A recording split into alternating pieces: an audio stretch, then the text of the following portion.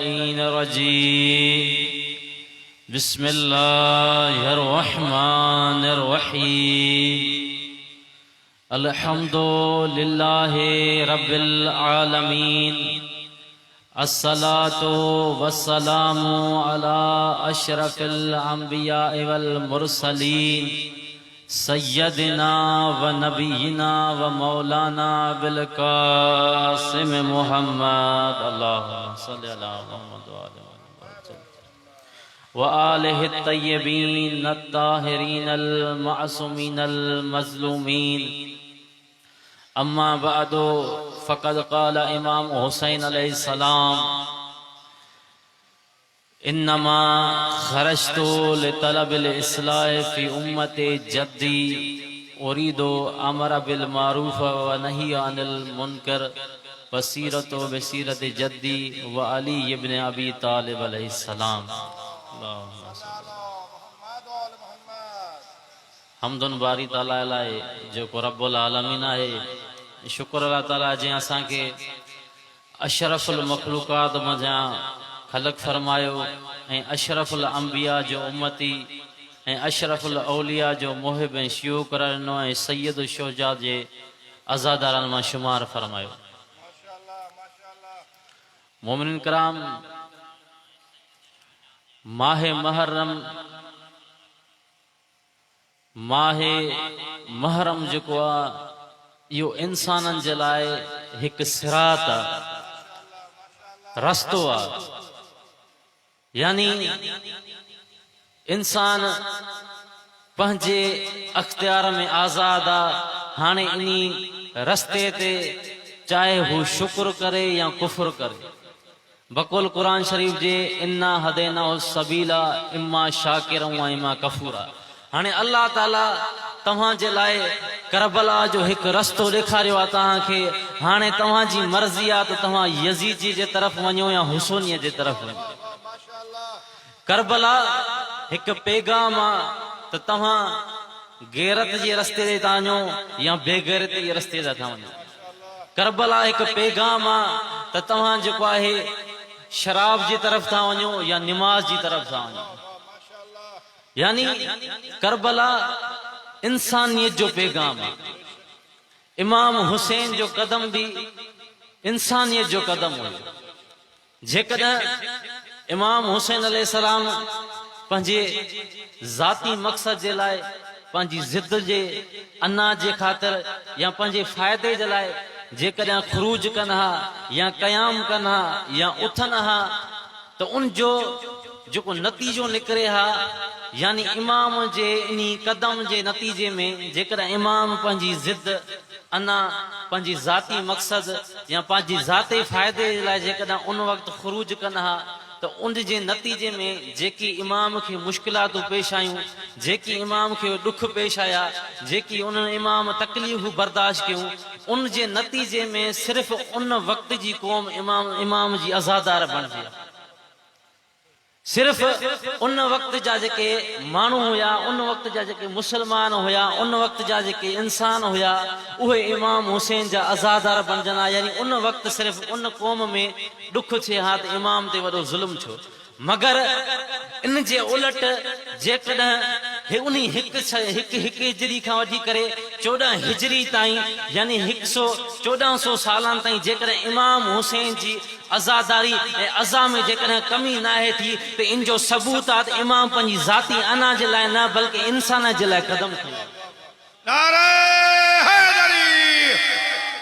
ऐं इहो बि चई हूंदो आहे त इमाम निमाज़ बचाइण जे लाइ, इमाम हज बचाइण जे लाइ, इमाम क़ुरान बचाइण जे लाइ निकितो। ऐं इन्ही में बि का जेको आहे शक न आहे। छो त जॾहिं इमाम हुसैन अलैहिस्सलाम 9 ज़ुल्हज ते हिकिड़ो ॾींहुं हज खे छॾे करे इमाम हुसैन अलैहिस्सलाम इहो पैगाम ॾिनो त मां पंहिंजो हज क़ुर्बान करे इंसाननि जो हज बचाइण थो। इमाम हुसैन अलैहिस्सलाम पंहिंजे आख़िरी आशूरा जे ॾींहं ते पंहिंजो सर जेको आहे गर्दन सजदे ते ॾेई करे पंहिंजी निमाज़ क़ुर्बान करे इहो पैगाम ॾिनो त मां पंहिंजी निमाज़ क़ुर्बान करे इंसाननि जी निमाज़ बचाइण थो। इमाम हुसैन अलैहिस्सलाम आशूरा जे ॾींहं ते पंहिंजो सर जेको आहे नोके नेज़ा ते बि जेको आहे क़ुरान शरीफ़ जी तिलावत करे इहो पैगाम ॾिनो त मां क़ुरान शरीफ़ नोके नेज़ा ते बि तिलावत करे इहो पैगाम थो ॾियां त मुंहिंजो क़ुरान बि बचायो। यानी इमाम हुसैन जो हर कदम जेको आहे इंसान जे लाइ हिकु पैगाम हुयो, इंसान जे लाइ हिकु कदम हुयो। त ॾिसो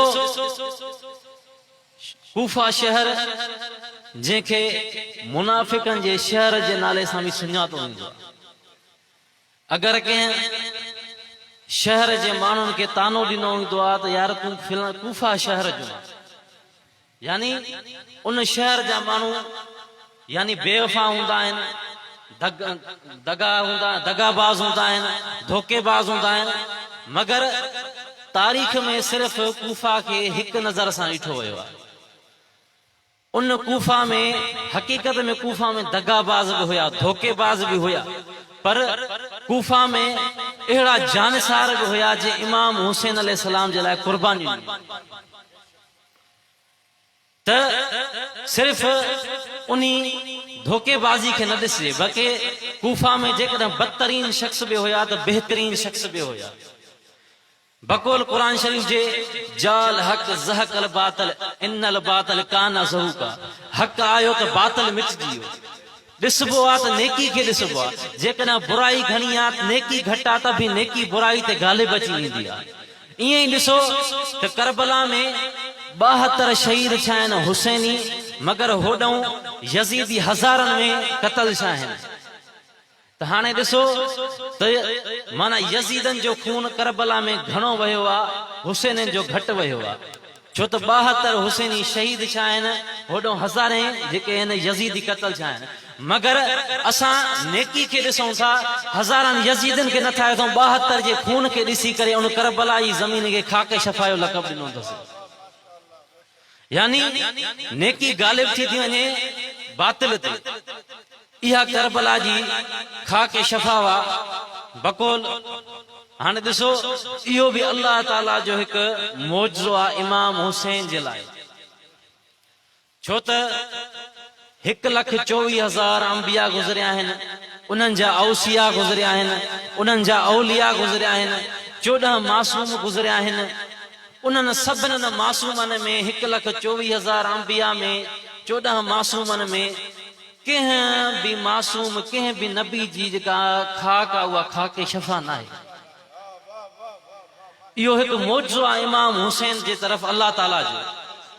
जीअं लक़ब अमीरुल मोमिनीन मखसूस आहे मौला अली अलैहिस्सलाम जो, हता कि इमाम जाफ़र सादिक़ अलैहिस्सलाम मना फरमायो आहे त ख़बरदार तव्हां अमीरुल मोमिनीन असां इमामनि खे बि न सॾंदा कयो, छो त मखसूस आहे इहो लक़ब मौला अली अलैहिस्सलाम सां।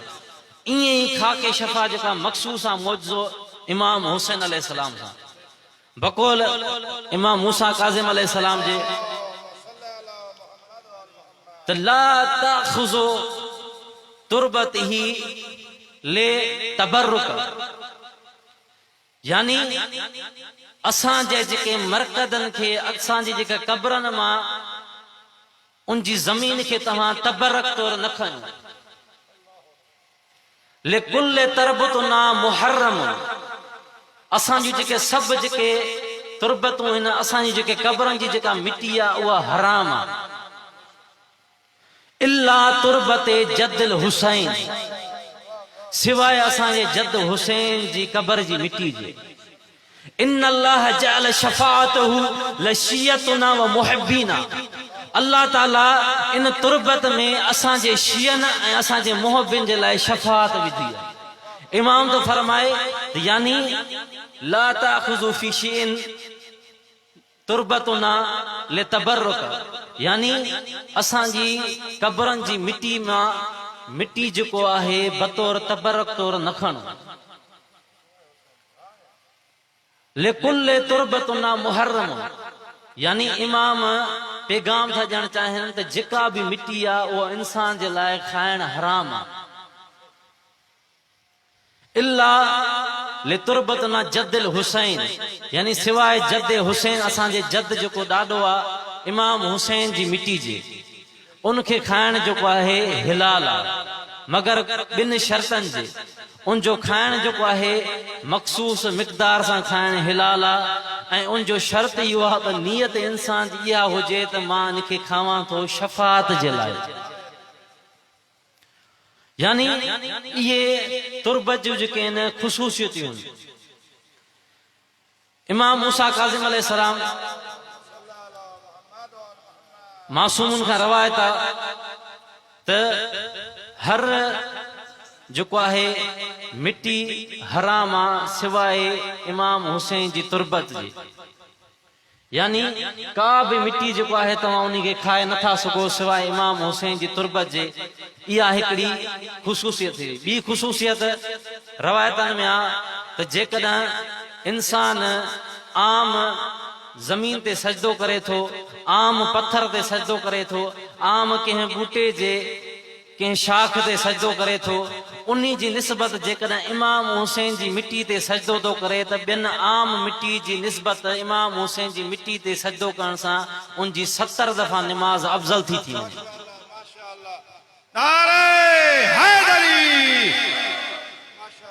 वरी रवायतनि में आहे त मासूम था फरमाइनि त अगरि जेकॾहिं तव्हां को सामान को साज़ सामान कंहिंजी तरफ़ मोकिलियो था बतौर तोहफ़े तौर त तव्हां उन तोहफ़े सां गॾु तव्हां तुर्बत हुसैन उन में शामिल कयो तव्हांजो जेको साओ सामान आहे ख़ैर बरकत सां उते पहुची वेंदो अञा रवायतनि में आहे सलवात पढ़ूं था आले मोहम्मद वरी बि सलवात पढ़ूं था आले मोहम्मद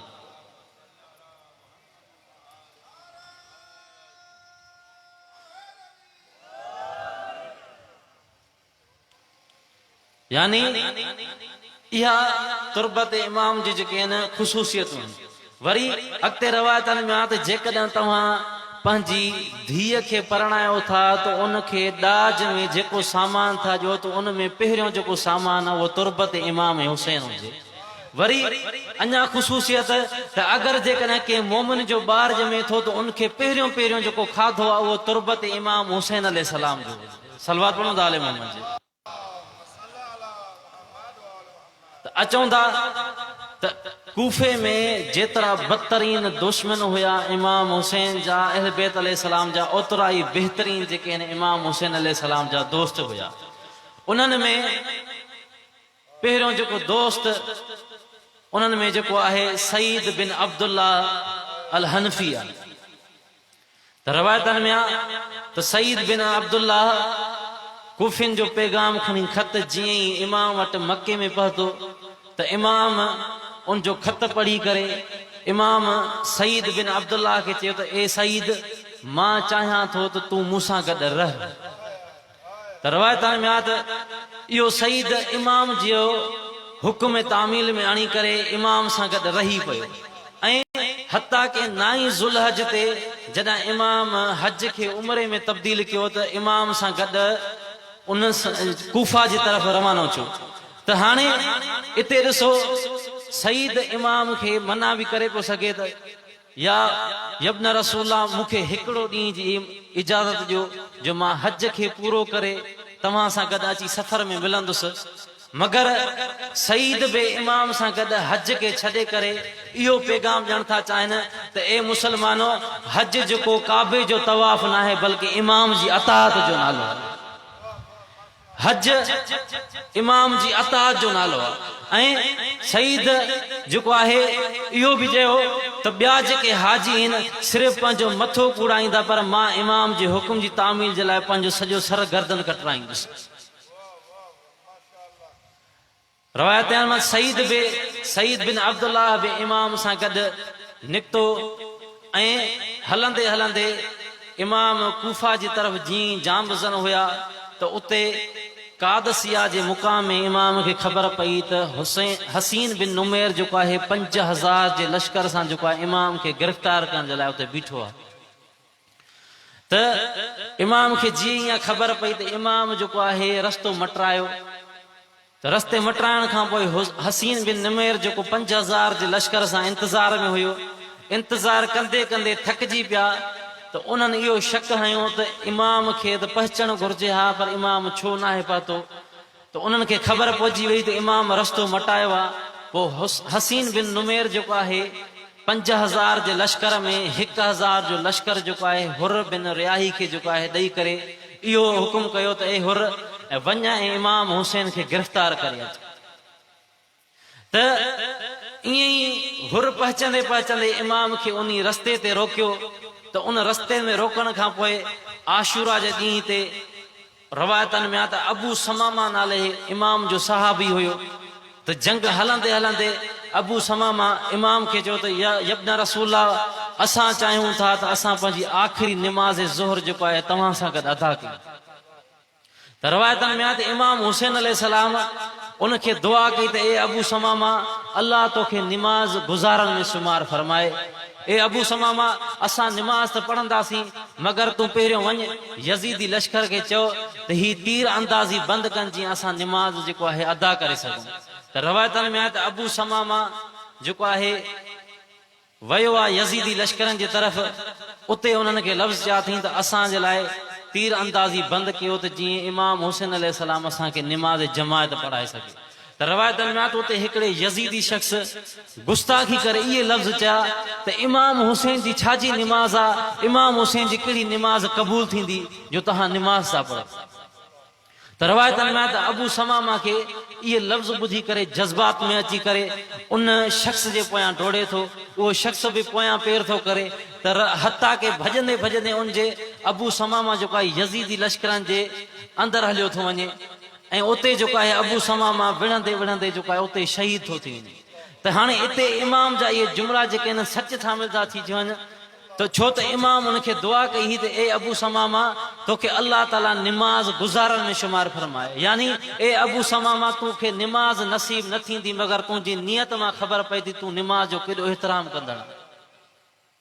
त अबू समामा जे शहीद थियण खां पोइ वरी सईद बिन अब्दुल्लाह जेको आहे साॻो ई साहब जेको इमाम सां गॾु कूफा सां आयो हुयो उहो इमाम खे अर्ज़ु करे यब्न रसूला हाणे यज़ीदी लश्कर जेके आहिनि पंहिंजे तीर अंदाज़ी खां न बीहंदा, तीर अंदाज़ी कंदा रहंदा। यब्न रसूला तव्हां निमाज़ पढ़ायो असां तीरनि खे रोकींदासीं। त रवायतन में त सईद बिन अब्दुल्लाह इमाम हुसैन खे निमाज़ जमात जे लाइ तयारु कयो ऐं पाण जेको आहे कुझु साथियुनि सां गॾु तीरनि जे साम्हूं बीह रहियो। रवायतन में त इमाम जीअं जमायत पढ़ाईंदो हुयो अबू सईद जेको आहे बिन अब्दुल्लाह जी जिस्म ते तीर पेवस्त थींदा रहे। हता के जीअं ई निमाज़ जमायत ख़तम थई अबू सईद बिन अब्दुल्लाह जो तीर जेको आहे तीर जिस्म तीरनि सां भरिजी वियो। इहो ॾिसी करे इमाम जीअं जमायत ख़तम कई त हाणे ॾिसो इमाम जे पुठियां जेको आहे जमायत पढ़ंदड़ बि सभु ज़ख़्मी आहिनि, सभु खून में जेके आहिनि लबरेज़ आहिनि, सभु जेके आहिनि बग़ैर पाणी जे वज़ू कयो अथनि।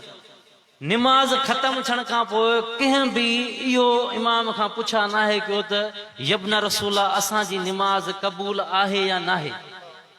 छो त हू पाण सभु आलिम आहिनि इमाम सां गॾु जेके आहिनि सभु मुश्तहिद आहिनि। मगर तव्हां सईद बिन अब्दुल्लाह खे ॾिसो इमाम खे निमाज़ जमायत अदा करण खां पोइ तीरनि में जेको आहे पेवस्त थी करे बि इमाम खां पुछा थो करे त यब्न रसूला छा मुंहिंजी कुर्बानी क़बूल थई। एॾी वफ़ादारी। उन खां पोइ रवायतनि में आ त सईद बिन अब्दुल्लाह जीअं ज़ख़्मी थी करे उते ज़मीन ते किरियो आहे त ज़मीन ते किरण खां पोइ उते इमाम हुसैन अलैहिस्सलाम खां लफ़्ज़ पुछा थो करे, सवाल पुछा थो करे त यब्न रसूला मां हाणे कुझु पर्दो पंहिंजे मथां ॾिसां थो, हिकु अबा ॾिसां थो जेका मुंहिंजे मथां हिकु जेको आहे हलंदी थी रहे। तो उते इमाम हुसैन रोई करे जवाब ॾिनुसि ए सईद बिन अब्दुल्लाह इहा अबा जेका आहे इहा कारे रंग जी जेका अबा वा इहा रसूल ख़ुदा जी अबा थई, इहा तुंहिंजे मथां छांव करे बीठो आहे। वरी सईद बिन अब्दुल्लाह उन खां पुछा थो करे यब्न रसूला हाणे मुंहिंजो जेके ज़ख़्मनि में जेको दर्द हुयो इहो दर्द जेको आहे मुंहिंजो मिटिजी वियो आहे। इमाम रोई करे वरी जवाब थो ॾिएसि ए सईद बिन अब्दुल्लाह जेको तुंहिंजे ज़ख़्मनि में जेको दर्द हुयो हाणे जेको दर्द ख़तम थी आहे इन जी वजह इहा हुआ त मौला अली अलैहिस्सलाम तुंहिंजे दर्दनि में पटी थो करे। वरी कुछ वक्त खां पोइ सईद बिन अब्दुल्लाह इमाम खां सवाल पुछा नथो करे, मगर इमाम सईद बिन अब्दुल्लाह खां सवाल तो पुछा करे। कहिड़ो सवाल तो पुछा करेसि? सईद बिन अब्दुल्लाह जेको आहे ज़ख़्मनि में वरी परेशान थी वियो आहे, हेॾां हेॾां मुंहुं थो करे त इमाम हुसैन अलैहिस्सलाम पुछा थो करेसि, ए सईद बिन अब्दुल्लाह छा माजरा अथई जो तूं पंहिंजो मुंहुं हेॾे हेॾे थो करीं? त सईद बिन अब्दुल्लाह तो चए, यब्न रसूलल्लाह, मां हाणे कंहिं बीबी जे रोइण जो आवाज़ तो ॿुधां, ॾाढो दर्दनाक आवाज़ आहे। इमाम रोई करे चएसि थो, ए सईद बिन अब्दुल्लाह, वॾो खुश नसीब आहे, तूं इन बीबी खे नथो सुञाणी, इहा बीबी जेका आहे इहा मुंहिंजी अम्मा ज़हरा वा। ए सईद बिन अब्दुल्लाह, वॾो खुश नसीब आहे, अम्मा ज़हरा तोखे जन्नत लाइ वठण अची आई आहे। अल्लाह लानत